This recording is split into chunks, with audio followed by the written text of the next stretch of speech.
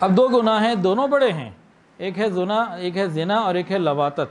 اب ان دونوں کے بارے میں ایک تجزیہ سن لیجئے کہ دونوں میں کیا معاملہ ہیں۔ دونوں کبیرہ، لیکن لواطت زیادہ غیر فطری ہونے کی وجہ سے زیادہ بڑا گناہ ہے۔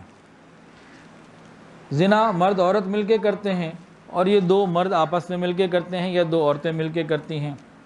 زنا اگرچہ گناہ ہے مگر مرد عورت کا ملاپ فطری تقاضا، اور لواطت فطرت انسانی کے بالکل خلاف، یعنی زیادہ برا کام۔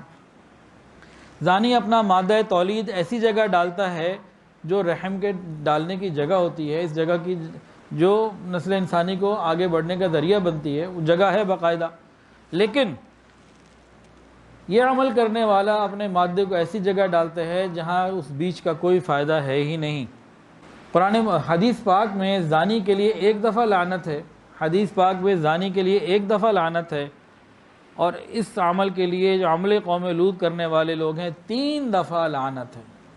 ملعون ملعون ملعون من عامل عمل قوم لوط، 3 دفعہ لعنت ہے۔ زنا کرنے والے کو قرآن مجید میں خبیث کہا گیا، ایک لفظ، لیکن اس کام کرنے والے کے لیے 5 لفظ ہیں برائی میں، 5 القابات ان کو دیے گئے ہیں۔ جب کوئی نوجوان کسی نوجوان مرد لڑکا لڑکے سے کرے یا عورت عورت سے کرے تو اس کے لیے قرآن نے 5 القابات دیے ہیں۔ پہلا لقب ان کا کیا ہے؟ فاسقین، انہم کانوا قوما فاسقین۔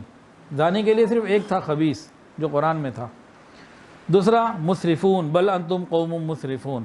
تیسرا مفسدین، قال رب انصرنی علی القوم المفسدین۔ چوتھا ظالمین، انا مہلکو اہل ہذہ القریہ ان اہلہا کانوا ظالمین۔ اور 5واں عادون، بل انتم قوم عادون۔ عادون کا مطلب حد سے گزر جانے والے۔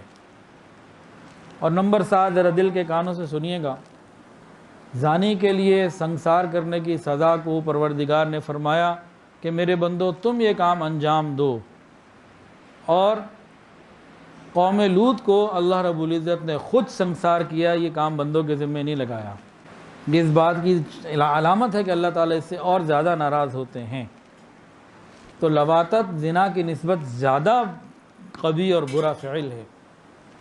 فقہا نے لکھا ہے کہ کوئی نگران ہے، کوتوال ہے، جیسے ہمارے زمانے میں SHO وغیرہ ہوتے ہیں، یہ اگر کہیں نگرانی کر رہا ہے اور اس کو ایک جگہ پہ الگ الگ 2 لوگ نظر آئیں، ایک مرد اور ایک عورت جو ہیں وہ کہیں پہ مصروف عمل ہیں اور کہیں صرف 2 مرد ہیں، تو فقہا نے لکھا کہ یہ پہلے جائے 2 مردوں کی طرف، ان کو علیحدہ کرے، انہیں گرفتار کرے، اس کے بعد ادھر آئے کہ یہاں ایک چانس ہے کہ ہو سکتا ہے وہ میاں بیوی ہوں، اور وہاں تو کوئی چانس بنتا ہی نہیں کسی طریقے سے، حلال کا، کوئی کسی رعایت کا، کسی نرمی کا کچھ سلسلہ ہی نہیں۔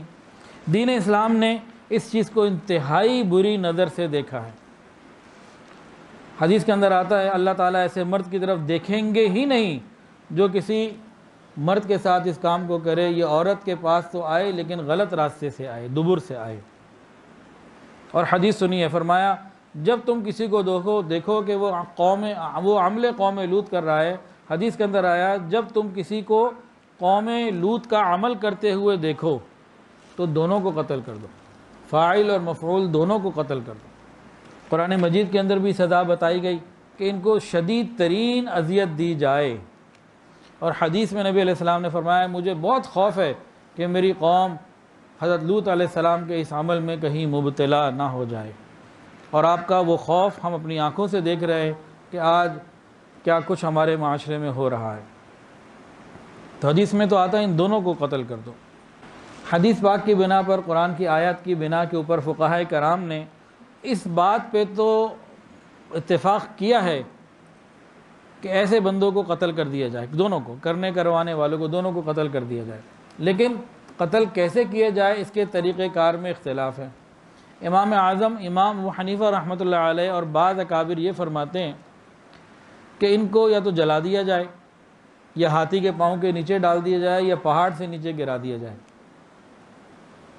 اور حضرت ابوبکر صدیق رضی اللہ عنہ کے زمانے میں حضرت علی رضی اللہ عنہ کے مشورے سے ایک شخص کو جس نے یہ کام کیا تھا عمل قوم لوط، اس کو جلایا بھی گیا، اور حضرت خالد بن ولید رضی اللہ تعالیٰ عنہ نے اس پورے کام کو پورا کیا، سزا کو، حد کو جو بھی طے کی گئی تھی نافذ کیا۔